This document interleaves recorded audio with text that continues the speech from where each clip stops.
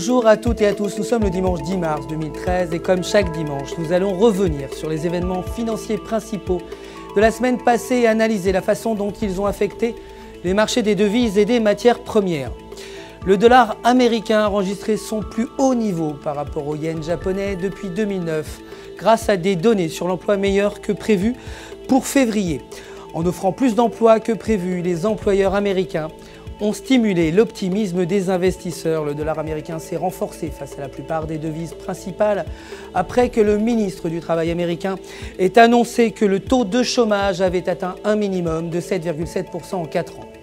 Le yen japonais continue de chuter face au dollar américain après l'annonce du ministère des Finances sur le déficit de 264,1 milliards de yens il y a 12 mois à 364,8 milliards de yens en janvier.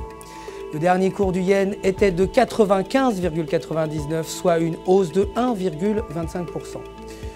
Le dollar canadien a enregistré des gains face à la plupart des devises principales en réponse à des données de l'emploi meilleures que prévues au Canada, ce qui a augmenté l'appétit du risque des investisseurs.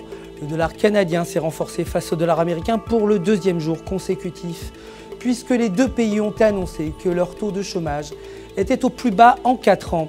Le dernier cours du dollar canadien était de 1,0284, soit une baisse de 0,08%. La livre sterling a chuté au plus bas en 30 mois face au dollar américain suite aux inquiétudes grandissantes concernant le Royaume-Uni et le risque d'une triple récession. Le Premier ministre David Cameron a rejeté les appels pour une augmentation des dépenses et une réduction des taxes, affirmant à la place que la Banque d'Angleterre devrait aider la croissance économique. La Banque d'Angleterre a laissé son programme d'achat d'actifs inchangé à 375 milliards de livres sterling. Le dernier cours de la livre était de 1,4922, soit une baisse de 0,60%. Du côté des matières premières, l'or s'est renforcé pour le deuxième jour consécutif en réponse au taux de chômage des États-Unis qui est resté à 7,7%, supérieur à l'objectif fixé par la Réserve fédérale. Le président de la Réserve fédérale, Ben Bernanke, a déclaré viser un taux de chômage à 6,5%, indiquant la probabilité de mesures de relance.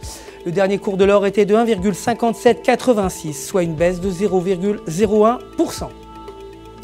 Les actions américaines ont augmenté de façon significative la semaine dernière, en voyant le SP 500 à moins d'1% de son niveau record, alors que le nombre de chômeurs a diminué de façon inattendue.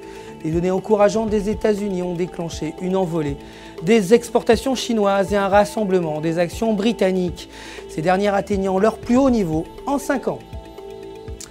Voilà, c'est la fin de notre édition hebdomadaire. Merci de nous avoir suivis. Je vous retrouve demain matin pour le début de la semaine de trading avec les dernières actualités des marchés. D'ici là, restez avec nous sur www.ufxmarkets.com pour tous vos besoins de trading en ligne. Votre conseiller personnel est prêt à répondre à toutes vos questions. Le centre d'assistance au trading UFX Markets vous souhaite une excellente journée de trading.